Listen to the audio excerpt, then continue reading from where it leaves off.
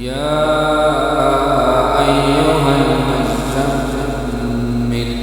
قم الليل إلا قليلا نصفه أو انقص منه قليلا أو زد عليه ورتل القرآن ترتيلا إنا سنلقي عليك قولا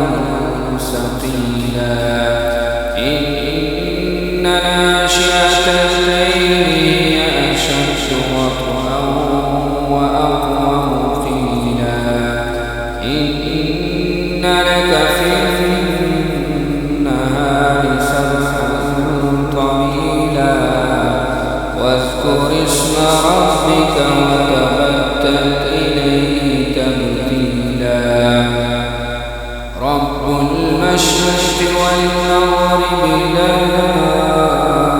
إله إلا هو فاتخذه وكيلا واصبر على ما